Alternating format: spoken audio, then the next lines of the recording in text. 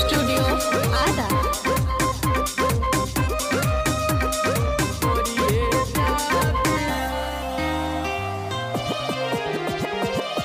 सपना सजावल माटी में मिला गइलू हो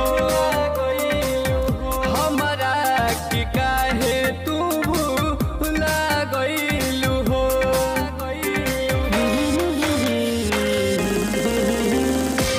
सपना सजावल माटी में मिला गइलू हो हमरा के काहे तू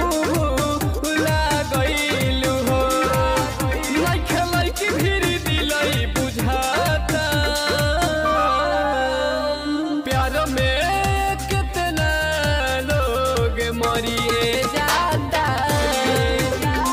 प्यारों में कितना लोग मरिए जाता।